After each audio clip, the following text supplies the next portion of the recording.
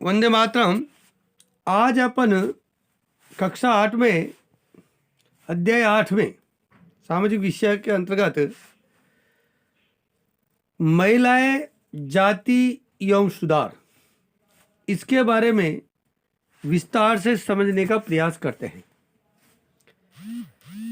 आज से कई सालों पहले हमारे यहाँ महिलाओं की क्या स्थिति थी, जाति व्यवस्था कैसे थी और उनका सुधार के लिए क्या क्या प्रयास किए जा रहे थे, किन किन लोगों ने इसमें महत्वपूर्ण भूमिका दी।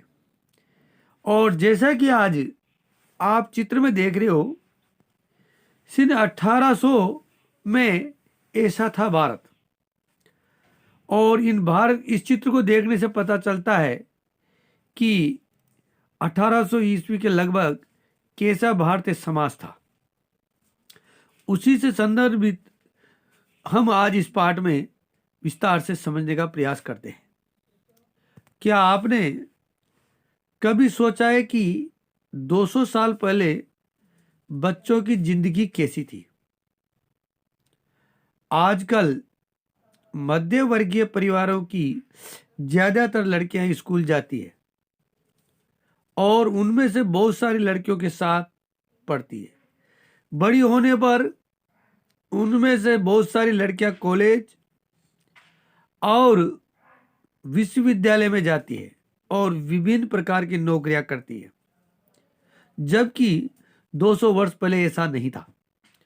कानूनन शादी के लिए उनका बालिग होना जरूरी है और कानून के अनुसार वे किसी भी जाति व समुदाय के व्यक्ति से शादी कर सकती है। यहाँ तक कि विधवाएं भी दोबारा शादी कर सकती है। पुरुषों की तरह सभी महिलाएं वोट डाल सकती है और चुनाव लड़ सकती है। बेशक सभी महिलाएं इन अधिकारों का उपभोग नहीं कर सकती, अधिकारों को बोध नहीं कर पाती। गरीबों को शिक्षा के मौके मुश्किल से मिलते हैं, कम मिलते हैं या मिलते ही नहीं पाते। बहुत सारे परिवारों में लड़कियां अपनी इच्छा अनुसार पति भी नहीं चुन सकती। 200 साल पहले हमारे देश के हालात बहुत भिन्न थे। ज्यादातर बच्चों की शादी बहुत कम उम्र में ही कर दी जाती थी। हिंदू व मुसलमान दोनों धर्मों के पुरुष एक से ज्यादा पत्नियां रख सकते थे। देश के कुछ भागों में विधवाओं से यह उम्मीद की जाती थी कि वे अपने पति की चिता के साथ ही जिंदा जल जाए। इस तरह स्वेच्छा से या जबरदस्ती मार दी गई महिलाओं की सती कहकर महिमा मंडन किया जाता था। सती शब्द का अर्थ है सदाचारी महिला। संपत्ति पर भी महिलाओं के अधिकार बहुत सीमित थे। शिक्षा तक महिलाओं की प्राय कोई पहुंच नहीं थी। आज से 200 वर्ष पहले यहाँ महिलाओं की शिक्षा से बहुत वंचित थी और उनको शिक्षा दिलाई भी नहीं जाती थी। देश के बहुत सारे भागों में लोगों का विश्वास था कि अगर औरत पढ़ी लिखी होगी तो वह जल्दी विधवा हो जाएगी। समाज में सिर्फ स्त्रियों पुरुषों के बीच ही फर्क नहीं था। ज्यादातर इलाकों में लोग जातियों में भी बटे हुए थे।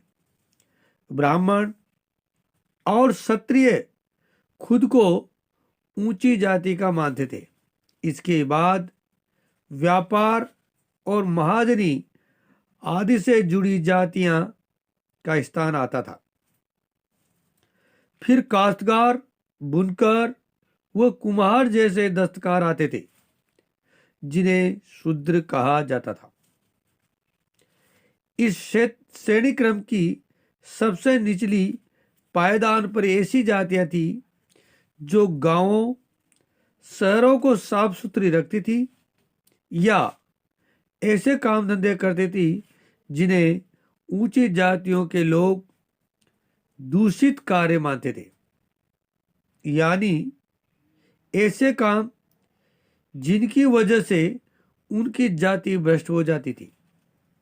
ऊंची जातियां निचले पायदान पर खड़ी इन जातियों के लोगों को अछूत मानते थे। इन लोगों को मंदिरों में प्रवेश करने, सवर्ण जातियों के इस्तेमाल वाले कुओं से पानी निकालने या ऊंची जातियों के आधिपत्य वाले घाट तालाबों पर नहाने की छूट नहीं होती थी। इन निम्न दर्जे का मनुष्य माना जाता था। 19वीं और 20वीं सदी के दौरान इनमें से बहुत सारे कायदे कानून और नजरिया धीरे धीरे बदलते गए। आइए देखें ऐसे कैसे हुआ। परिवर्तन की दिशा में उठते कदम।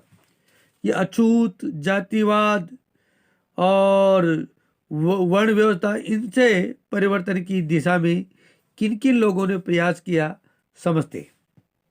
19वीं सदी की शुरुआत से ही हमें सामाजिक रीति रिवाजों और मूल्य मान्यताओं से संबंधित बहस और चर्चाओं का स्वरूप बदलता दिखाई देता है। इसकी एक अहम वजह यह है कि संचार के नए तरीके विकसित हो गए। पहले बार किताबें, अखबार, पत्रिकाएं, पर्चे, पुस्तकें छप रही थी। ये चीज़ें न केवल पुराने साधनों के मुकाबले सस्ती थी, बल्कि उन पांडुलिपियों के मुकाबले ज़्यादा लोगों की पहुंच में थी, जिनके बारे में आप अपनी पिछली कक्षा में पढ़ चुके हैं। लिहाजा आम लोग भी उन चीज़ों को पढ़ सकते थे। उनमें से बहुत सारे अपनी भाषाओं में लिख सकते थे और अपने विचार व्यक्त कर सकते थे। नए शहरों में तमाम तरह के सामाजिक, राजनीतिक, धार्मिक, आर्थिक मुद्दों पर पुरुषों के बीच चर्चा होती थी। यह चर्चाएं आम जनता तक पहुंच सकती थी और सामाजिक परिवर्तन के आंदोलनों से जुड़ी होती थी। इस तरह की बहसें अक्सर भारतीय सुधारों और सुधार संगठनों की तरह से होती थी। राजा राम मोहन राय इसी तरह के सुधारक थे। उन्होंने कलकत्ता में ब्रह्म सभा के नाम से एक सुधारवादी संगठन बनाया, जिसके बाद में ब्रह्म समाज के नाम से जाना गया। राम मोहन राय जैसे लोगों को सुधारक इसलिए कहा जाता है क्योंकि वे मानते थे कि समाज में परिवर्तन लाना और अन्यायपूर्ण तौर तरीके से छुटकारा पाना जरूरी है। उनका विचार था कि इस तरह के परिवर्तन लाने के लिए लोगों को इस बात के लिए प्रेरित किया जाना चाहिए कि वे पुराने व्यवहार को छोड़कर जीवन का नया ढंग अपनाने के लिए तैयार हो। राजा राम मोहन राय ने पश्चिम शिक्षा का प्रसार करने और महिलाओं के लिए ज़्यादा स्वतंत्रता व समानता के पक्षधर थे। उन्होंने इस बारे में लिखा है कि किस तरह महिलाओं को जबरन घरेलू कामों से बांध कर रखा जाता था। उनकी दुनिया घर और रसोई तक ही सीमित कर दी जाती थी और उन्हें बाहर जाकर पढ़ने लिखने की इजाज़त नहीं दी जाती थी।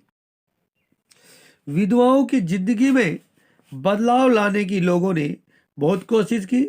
राम मोहन राय इस बात से काफ़ी दुखी थे कि विधवा औरतों को अपनी जिंदगी में भारी कष्टों का सामना करना पड़ता था। इसी बात को ध्यान में रखते उन्होंने सती प्रथा के खिलाफ मुहिम छेड़ी थी। राम मोहन राय संस्कृत पारसी तथा अन्य भारतीय एवं यूरोपीय भाषाओं के अच्छे ज्ञाता थे। उन्होंने अपने लेखन के जरिए यह सिद्ध करने का प्रयास किया कि भारतीय ग्रंथों में विधवाओं को जलाने की अनुमति कहीं नहीं दी गई है, जैसा कि आपने पिछले अध्याय में पढ़ा है। 19वीं सदी के प्रारंभ तक बहुत सारे अंग्रेज अफसर भी भारतीय परंपराओं और रीति रिवाजों की आलोचना करने लगे थे।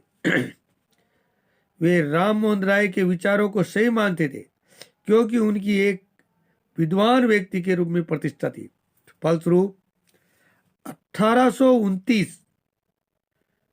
से सती प्रथा पर पाबंदी लगा दी गई। राम मोहन राय ने इस अभियान के लिए जो रणनीति अपनाई उसे बाद के सुधारकों ने भी अपनाया। जब भी वे किसी हानिकारक प्रथा को चुनौती देना चाहते थे तो अक्सर भारतीय प्राचीन धार्मिक ग्रंथों से ऐसे श्लोक या वाक्य ढूंढने का प्रयास करते थे जो उनकी सोच का समर्थन करते थे। इसके बाद वे दलील देते थे कि संबंधित वर्तमान रीति रिवाज प्रारंभिक परंपरा के खिलाफ है। विवाह के पक्ष में प्राचीन ग्रंथों का ही हवाला दिया था। अंग्रेज सरकार ने उनका यह सुझाव मान लिया कि 1856 में विधवा विवाह के पक्ष में एक कानून पारित कर दिया जाए। जो विधवाओं के विवाह का विरोध करते थे उन्होंने विद्यासागर का भी विरोध किया और यहाँ तक कि उनका बहिष्कार कर दिया। 19वीं सदी के उत्तरार्ध तक विधवा विवाह के पक्ष में चलाया जा रहा था। आंदोलन देश के अन्य भागों में फैल गया था। मद्रास के प्रेसिडेंसी के तेलुगु भाषी इलाकों में व्रेसलिंगम फतुलू ने विधवा विवाह के समर्थन में एक संगठन बनाया था। लगभग इसी समय मुंबई में युवा बुद्धिजीवियों और सुधारकों ने भी विधवा विवाह के प्रचार प्रसार का संकल्प लिया था। उत्तर में आर्य समाज की स्थापना करने वाले स्वामी दयानंद सरस्वती ने भी विधवा विवाह का समर्थन किया। इस कानून के बावजूद विवाह करने वाली विधवा महिलाओं की संख्या काफी कम थी। विवाह करने वाली महिलाओं को समाज में आसानी से स्वीकार नहीं किया जाता था। इस तरह रूढ़िवादी तबके इस नए कानून का विरोध कर रहे हैं। अगला बिंदु है अपना लड़कियां स्कूल जाने लगती है। बहुत सारे सुधारकों को लगता था कि महिलाओं की दशा सुधारने के लिए लड़कियों को शिक्षित करना जरूरी है। कलकत्ता में विद्यासागर और मुंबई में बहुत सारे अन्य सुधारकों ने लड़कियों के लिए स्कूल खोले। 19वीं सदी के मध्य में जब इस तरह के प्रारंभिक स्कूल खुले तो बहुत सारे लोग उनसे डरते थे। लोगों को भय था कि स्कूल जाने वाली लड़कियों को घर से निकाल ले जाएंगे और उन्हें घरेलू काम काज नहीं करने देंगे। स्कूल जाने के लिए लड़कियों को सार्वजनिक स्थानों से गुजर कर जाना पड़ता था। बहुत सारे लोगों को लगता था कि इनमें लड़कियों बिगड़ जाएगी। उनकी मान्यता थी कि लड़कियों को सार्वजनिक स्थानों से दूर रहना चाहिए। फलस्वरूप 19वीं सदी में पढ़ने लिखने वाली ज़्यादातर महिलाओं को उनकी उदार विचारों वाले पिता या पति की देखरेख में घर में ही पढ़ाया जाता था। कई महिलाओं ने बिना किसी की मदद लिए खुद ही पढ़ना लिखना शुरू किया। क्या आपको याद है कि पिछले साल की सामाजिक एवं राजनीतिक पुस्तक में राम सुंदरी देवी के बारे में क्या पढ़ा?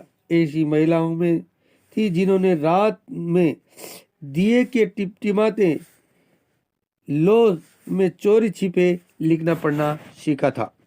19वीं सदी के आखिरी हिस्से में आर्य समाज द्वारा पंजाब में ज्योतिराव फुले द्वारा महाराष्ट्र में लड़कियों के लिए स्कूल खोले गए। उत्तर भारत के कुलीन मुस्लिम परिवारों की महिलाएं अरबी में कुरान शरीफ पढ़ना सीखने लगी। उन्हें घर में ही पढ़ाने के लिए शिक्षिकाएं रखी जाती थी।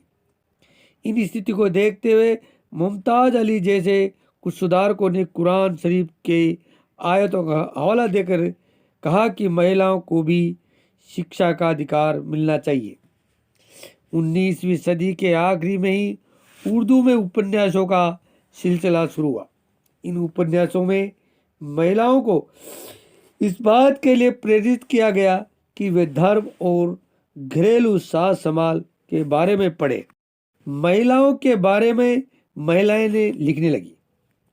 20वीं सदी के शुरुआत से ही बहुत सारी मुस्लिम महिलाओं ने महिला शिक्षा को बढ़ावा देने के लिए अहम भूमिका अदा की। जैसे भोपाल की बेगमों ने अलीगढ़ में लड़कियों के लिए प्राथमिक स्कूल खोला।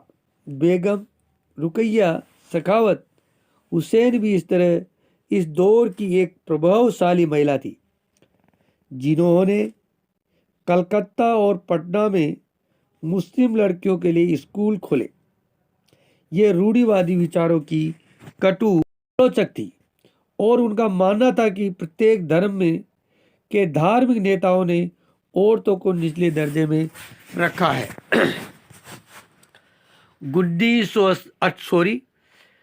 1880 के दशक तक आते आते भारतीय महिलाएं विश्वविद्यालय में प्रवेश लेने लगी थी। उनमें से कुछ चिकित्सक, कुछ शिक्षिका बन गई। बहुत सारी महिलाएं लिखने लगी। उन्होंने समाज में महिलाओं की स्थिति पर अपने आलोचनात्मक विचार प्रकाशित किए। पूना में घर पर ही रहकर शिक्षा प्राप्त करने वाली ताराबाई शिंदे और स्त्री पुरुष तुलना नाम से एक किताब प्रकाशित की, जिसमें पुरुषों महिलाओं के बीच मौजूद सामाजिक फर्कों की आलोचनाएं की गई थी। संस्कृत की महान विद्वान पंडिता रमा बाई का मानना था कि हिंदू धर्म महिलाओं का दमन करता है।